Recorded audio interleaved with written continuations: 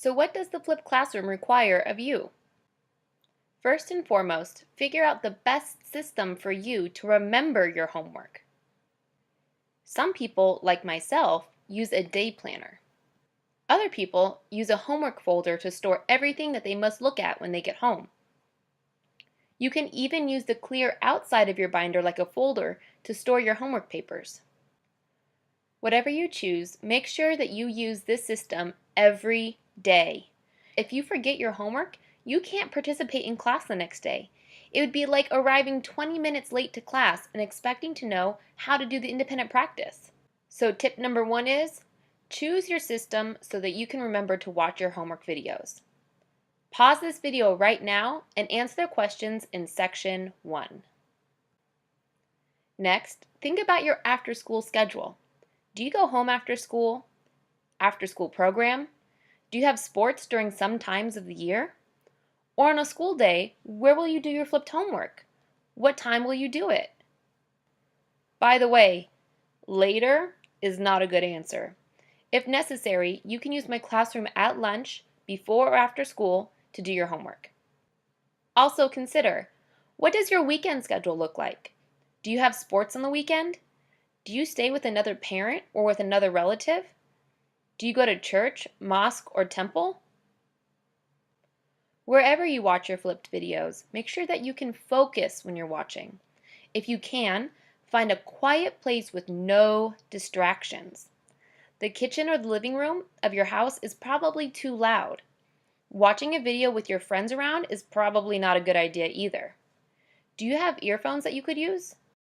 So tip number 2 is to make sure where and when is best for you to watch your videos. Pause this video right now and answer the questions in section number 2. The next section of this video are general tips for homework videos. The most important thing you can do, get rid of distractions. Put your phone on silent and place it in your backpack and in another room. Sometimes we reach for our phones without even thinking about it. The more you focus, the more sense the video will make, and the quicker you can get it done. As you watch the video, you will be asked to fill in your notes and play along, just like in class.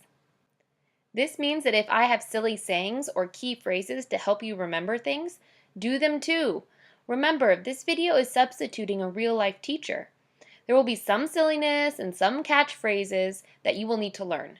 These will help you later, I promise. In fact, let's practice right now. Repeat after me. Cuckoo, cuckoo!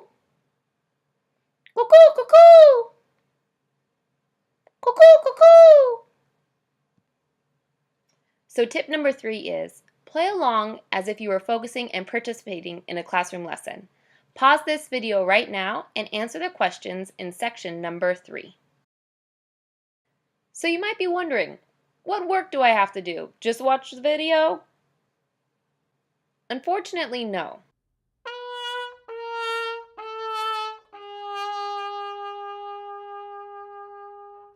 You will also need to try a few practice problems so that you learn a little before you come back to class.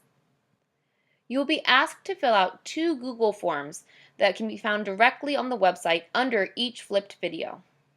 The first Google form is called a gate check. Usually gate check refers to a place that you stop before getting on a plane.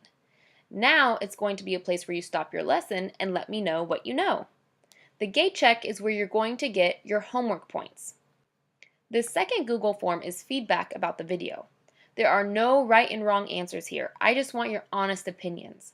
In fact, you don't even have to put your name on it. This feedback form lets me know how I'm doing with making the videos. I will take your feedback into account. Sometimes students have ideas that I don't. If you have any questions about what is required of you for a flipped lesson, there is a list at the top of the lesson's webpage. So last but not least, tip number 4, make sure you complete everything that's on that list.